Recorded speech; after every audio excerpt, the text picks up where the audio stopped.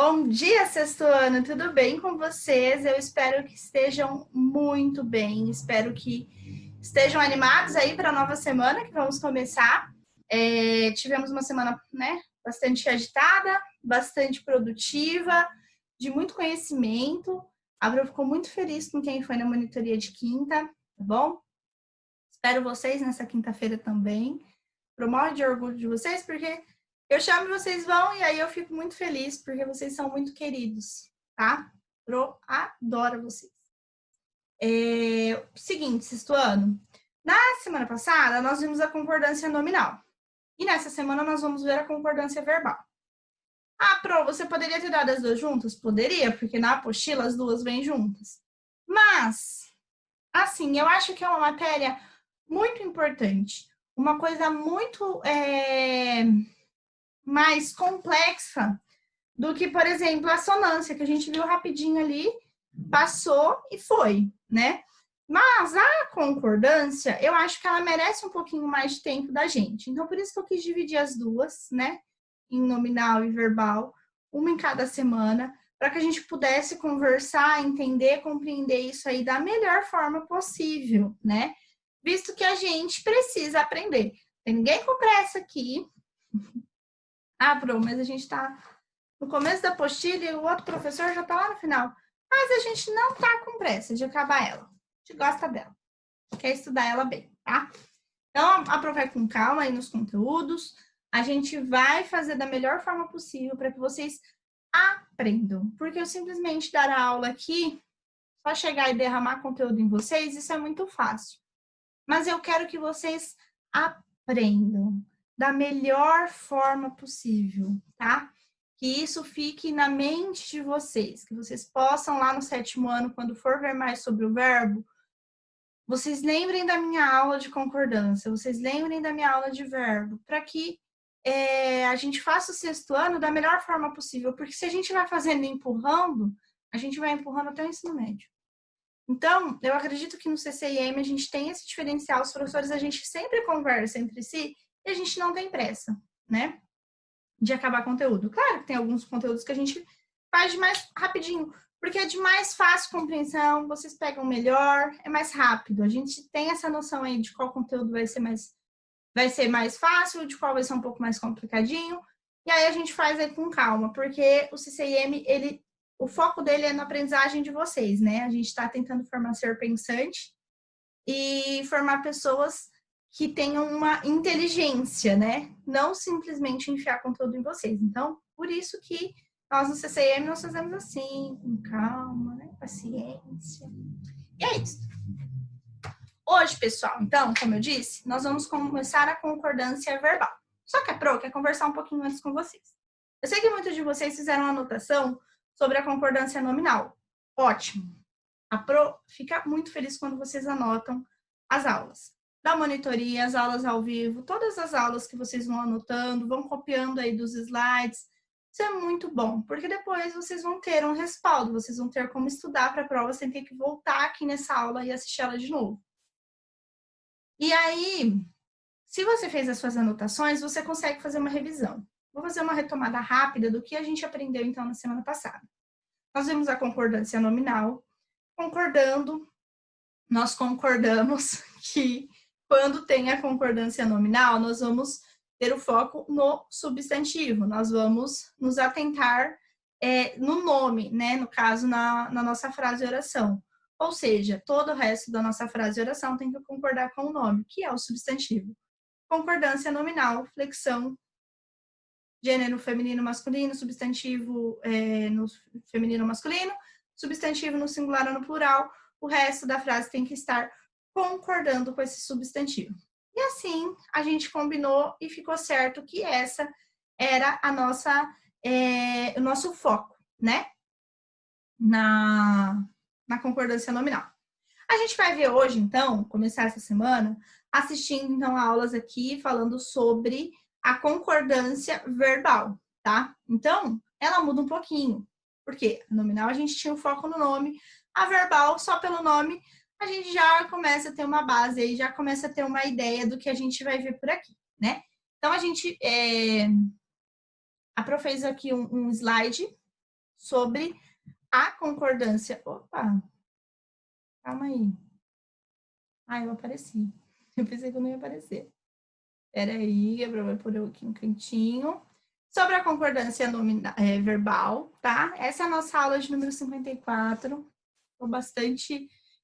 Eu fico boba, gente. Como que passa o tempo? Já dei 54 aulas para vocês aí depois do ensino remoto. Já vai colocando os numerozinhos na aula, porque depois fica mais fácil dela se organizar. Mas essa é a nossa aula número 54. Já para ver se hoje funciona melhor aqui. Aí, pessoal, a concordância verbal é o seguinte. É o modo, tá? Pela qual a palavra, no caso, as palavras que existem na nossa frase, nossa oração, elas alteram as suas terminações para se adaptar à palavra. Isso é concordância, né? A gente já tinha visto isso na nossa aula de concordância nominal. Então, permanece. Concordância permanece como na concordância verbal. Opa, eu escrevi errado ali, ó. Concordância. Desculpa, perdão, gente. Será que todos vão estar assim? Não. Perdão, eu escrevi errado. Enfim, então é o modo como que as palavras se alteram às suas terminações. No a, no o, no as, no os, e assim por diante. Isso aí tá claro aí, a gente já tá craque nisso. Mas a concordância verbal, ela trata das alterações do verbo, né? Para que ela se adapte ao seu sujeito. É muito importante que antes da gente começar, então, a falar disso, vou pegar aqui minha apostila, e eu quero que vocês abram aí, na página 47, tá? Fala assim, conceituando. Conforme você pode observar, na relação estabelecida entre essas palavras, o verbo concordou com o sujeito em número, singular ou plural, e em pessoa, constituindo assim uma regra básica de concordância verbal. Isso aí a gente vai ver durante a aula. Mas eu quero que vocês se atentem, eu quero que vocês até peguem um marca-texto aí, uma caneta, não sei, vou pegar aqui uma caneta, e grifem aqui, ó, o sujeito de uma oração é representado pelas palavras ou expressões que realizam ou sofrem a ação verbal. Eu grifei aqui, ó, na minha apostila, grifem aí na de vocês. Pode só fazer um círculo com a caneta aí, se você não tiver um marca-texto. Grifa com o seu lápis. Mas é importante que você deixe esse sujeito aí grifado, tá? Ou seja, quando eu tenho o nome, eu tenho substantivo. Então, quando eu dei vários exemplos, por exemplo, a menina é bonita, o menino é inteligente, né? Quem que seria o meu sujeito? O sujeito é a minha pessoa, né? Ó, o sujeito de uma oração é representado pelas palavras ou pelas expressões que realizam ou sofrem uma ação lá, né? Como assim? O menino estudou bastante. Quem que estudou? O menino. Então, eu já sei que a minha pessoa dessa frase e dessa oração é o menino, né? Então, se é o menino, ele é meu sujeito. Então, quando a gente fala de sujeito, são as pessoas, os objetos, são os nossos nomes dentro da oração, tá bom? Então, quando a gente tem concordância nominal, não necessariamente nós temos verbo. Por exemplo, a menina bonita. Mas quando eu tenho concordância verbal, aí eu tenho verbo, com certeza, é uma regra clara, né? Porque se é verbal, tem verbo. Mas nominal não necessariamente tem verbo. A gente vai se atentar que o sujeito é a pessoa ou o objeto. Por exemplo, vamos pensar numa fruta, a manga. A manga caiu do pé de manga, né? A manga sofreu uma ação. Ela caiu. Então, o meu sujeito é a manga. Mesmo que ela seja uma fruta, ela é um sujeito. Agora, o menino estudou para a prova, o verbo estudar, então ele fez alguma coisa, né? Ele realizou uma ação. Agora, se eu falasse, o aluno, deixa eu pensar, o aluno caiu de patinete. O aluno caiu de patinete. Ele sofreu uma ação. O cair é o sofrer essa ação. Então, que fique claro, o sujeito é a pessoa, o objeto que sofre uma ação ou que realiza uma ação dentro da frase, ok? Temos o sujeito aí, então, explicadinho.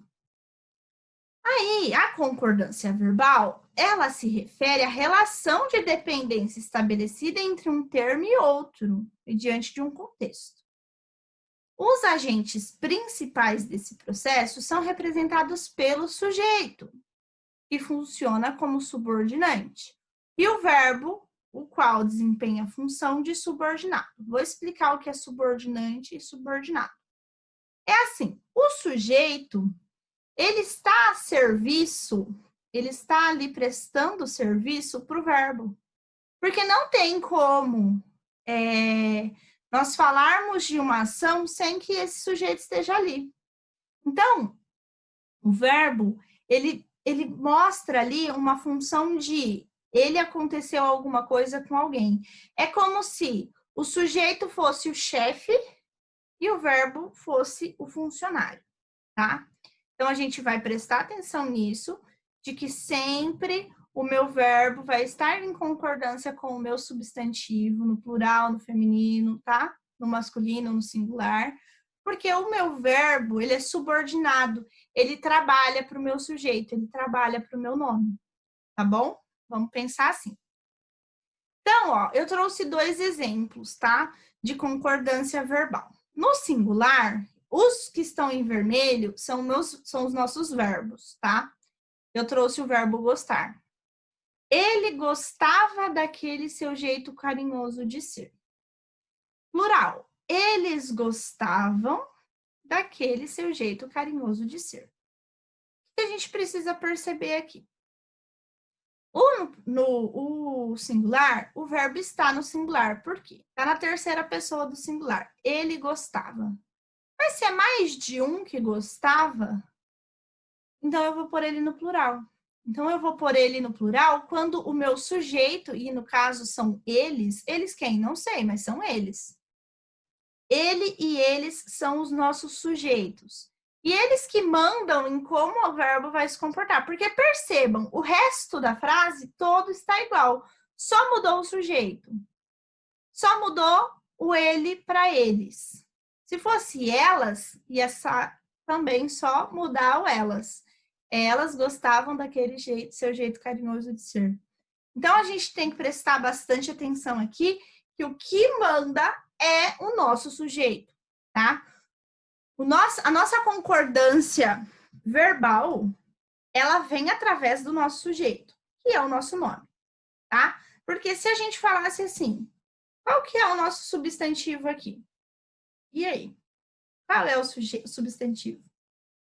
O que está nomeando alguém aqui? Qual é o meu nome? É o ele, né? O ele, por quê? Porque está nomeando alguém. Se eu colocasse assim, ó, Joaquim gostava daquele seu jeito carinhoso de ser. Joaquim e Helena gostavam daquele seu jeito carinhoso de ser. Percebam, coloquei nomes, né? No lugar do eles. Então, o sujeito é o meu nome, tá bom? Então, a gente vai ter que concordar todo o verbo com o sujeito. O sujeito, que é o nosso nome, ele tem que estar em concordância também com os nossos adjetivos ou os nossos pronomes ou os nossos artigos, como a gente combinou no concordância nominal. Mas no verbal, a gente só precisa se atentar em que o verbo esteja no feminino ou no masculino, no singular ou no plural, tá? É isso a concordância verbal. Vamos lá. Regra geral. O verbo concorda com o núcleo do sujeito em número e pessoa. Nós vamos ao cinema. O verbo vamos está na primeira pessoa do plural para concordar com o sujeito que é nós, né? Então, essa é a regra geral, é o que eu basicamente acabei de explicar. Bom, aí existe várias formas, tá? Existe aqui, a gente está vendo, então, o sujeito simples. Percebam que o sujeito simples é um só. Por exemplo, aqui são um só.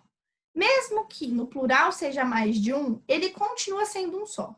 Quando eu dei o exemplo de Joaquim e Helena, aí é mais de um. Porque daí eu dei nomes, eu dei quantidade. Aí é mais de um. Agora, o eles, eu nem sei contar quantos deles são. Entende? Porque eu não tenho essa informação na minha oração. Mas aqui são sujeitos simples, é um só que aparece. Quando a gente tem substantivo composto, por exemplo, a gente não tem dois? Aqui é a mesma coisa. Quando a gente for ter o sujeito simples, é um só. Quando vamos ter o sujeito composto, são mais de um, são dois. Ok? Combinadíssimo isso. Então, aí eu trouxe um exemplo, deixa eu tirar aqui. Eu trouxe um exemplo que fala assim: a multidão gritou pelo rádio. Percebam, mesmo, né, que seja um coletivo, ele está no singular, tá? O verbo gritou ainda continua no singular. Por quê? Lembra que a gente combinou no substantivo que quando o substantivo é coletivo, por exemplo, alcateia, deixa eu lembrar, cardume, eles vão estar no singular? Então, aqui é a mesma coisa. O sujeito que é coletivo, ou seja, o cardume, a multidão, tipo, várias daquelas que a gente combinou, o verbo vai concordar com ela. Por quê? Quando o sujeito é um coletivo, ele vai estar no singular.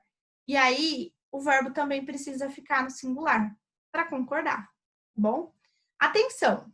Se o coletivo vier especificado, o verbo pode ficar no singular ou ir para o plural. Prestem atenção. Se ele vir especificado, a multidão gritou pela rádio. Que multidão? Não sei. Mas, ó, a multidão de fãs, aí eu já especifiquei, tá? A alcateia de lobos. Percebam? Aí, como o fãs está no plural, o lobos estaria no plural, a gente consegue pôr ele no singular ou no plural. Tá bom? Então, a multidão de fãs gritou. A multidão de fãs gritaram. O verbo varia aí, mas é só em exceções quando o coletivo estiver especificado, ok? Aí vamos para a segunda regrinha aí. Coletivos partitivos, ou seja, metade, a maior parte, a maioria. Trouxe um exemplo. A maioria dos alunos foi à excursão. O verbo ele pode ficar tanto no plural quanto no singular. A maioria dos alunos foram à excursão.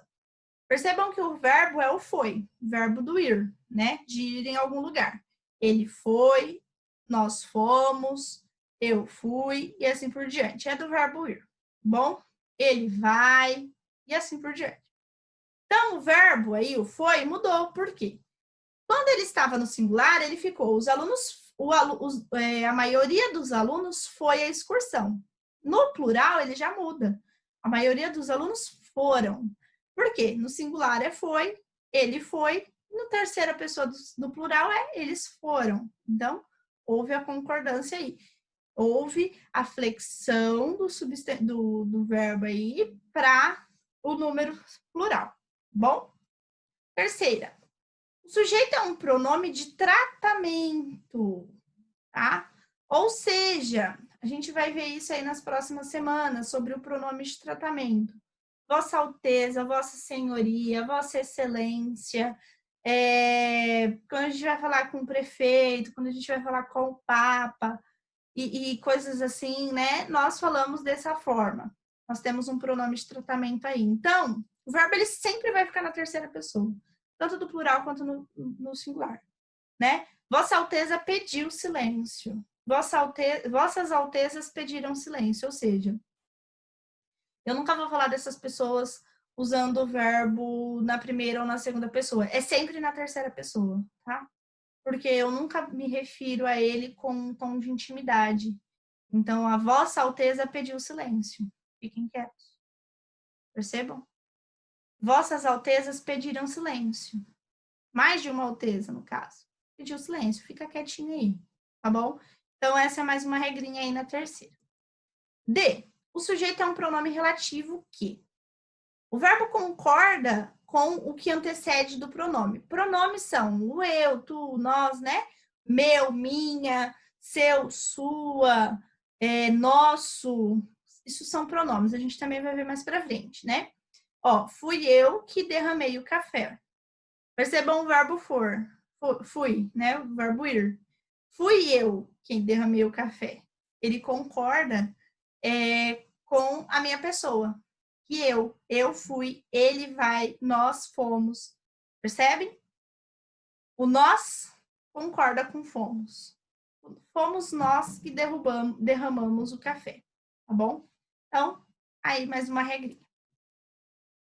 Aí também tem uma coisinha do quem, né? O verbo ele pode ficar na terceira pessoa do singular ou concordar com o que está acontecendo ali. Por exemplo, fui eu quem derramou o café. Fui eu quem derramei o café. Ambas as partes estão corretas, tá? O quem derramou ou quem derramei. As duas formas estariam certas. O F. O sujeito é formado pelas expressões alguns de nós, poucos de vós, quais de, quantos de. Aí eu trouxe aí um exemplinho de quais de. Quais de vós me punirão? Quais de vós me punireis? Parece estranho esse punireis, então a gente usaria mais o vós me punirão, tá?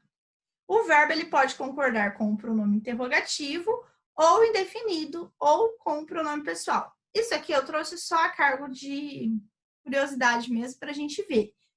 Mas isso aqui a gente vai ver lá no 7º ano. Melhor, tá? Quando o sujeito, ou seja, a pessoa, é formado de nomes que só aparecem no plural. Por exemplo, aí eu trouxe nome de um país. Se o sujeito não vier precedido de artigo, o verbo ficará no singular. Ou seja, no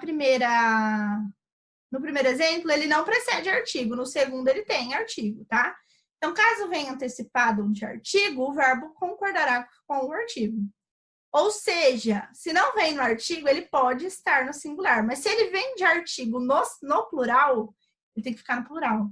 Ó, Estados Unidos é uma nação poderosa. Aí eu trouxe com o artigo os. Os Estados Unidos são a maior potência mundial. Perceba, e são. O verbo tá aí. Eles mudaram, porque em uma ele está no singular, na outra ele está no plural. Em uma, ele é uma nação poderosa, eles são uma potência mundial. Percebam? H. O sujeito é formado pelas expressões mais de um, menos de dois, cerca de. Então, o verbo ele vai concordar com o numeral. Essa é uma regrinha para quando aparece um sujeito junto com um numeral. Ele sempre vai concordar com o numeral. Ó, eu trouxe 2 exemplos, um no singular e um no plural. Mais de um aluno não compareceu à aula. Mais de 5 alunos não compareceram à aula. Percebam, um aluno, singular. 2 ou mais alunos, no caso 5, não compareceram, plural. Essa é uma regrinha básica. Então, quando o sujeito ele é formado por uma expressão mais um numeral, por uma pessoa, no caso aí o aluno, mais um numeral, que é um aluno, 5 alunos. Percebam, numeral mais o aluno. Eu vou ter aí, então, que pôr no singular ou no plural, aí eu vou ter que ver na hora de definir o que está acontecendo aí, tá bom? A letra I. O sujeito é constituído pelas expressões a maioria, a maior parte, grande parte. Grande parte dos alunos, a maioria dos alunos, a maior parte dos alunos. Esses tipos de expressões, tá? Então, o verbo ele pode ser usado no singular, que é lógico, ou no plural, que aí quando eu falo de concordância atrativa, é porque eu percebo na hora que eu estou analisando a minha frase, eu preciso disso, tá? Então, aí eu trouxe 2 exemplos. A maioria dos candidatos desistiu. A maioria dos candidatos desistiram. Essa daí atrativa, percebam, o desistiram, ele tá no plural. Por quê? O candidatos, que é o meu nome, que é meu sujeito, ele tá no plural. Então, eu posso pôr ele tanto no plural quanto no singular. Os 2 estariam certos. J. Acho que é o último. J. O sujeito tiver por núcleo a palavra gente, num sentido coletivo. Por exemplo, quando eu falo assim, A gente, nós hoje, eu agora não vou conseguir falar, calma. A gente vai estudar concordância verbal na aula de hoje. É nesse sentido, tá? Daí eu incluo vocês no meu coletivo, eu incluo vocês num todo, tá bom? Então, quando a gente estiver assim nesse sentido coletivo, o verbo ele pode ser usado no singular ou no plural, mas se ele estiver afastado do substantivo, ele não pode vir juntinho do substantivo, tá? A gente vai não sei o quê. Beleza? Mas se eu falar um sujeito, que daí é o substantivo, não pode, tá? Aí eu trouxe exemplo. A gente da cidade, temendo a violência da rua, permanece em casa. A gente da cidade, temendo a violência da rua, permanecem em casa. No primeiro, eu estou falando a gente, nós. Nós, que somos da cidade, temendo a violência, permanecemos em casa.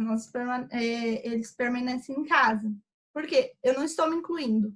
Aquele pessoal lá da cidade permanece em casa quando teme a violência. Agora, a gente da cidade, temendo a violência na rua, permanece em casa. Eu estou falando demais, estou falando no plural, tá? Espero que tenha ficado mais tranquila aí a explicação desse J, aí, do substantivo, quando tiver por núcleo uma palavra gente, ok? Pessoal, essa é a nossa aula de hoje. A gente vê mais um pouquinho amanhã, na aula de terça, tá bom?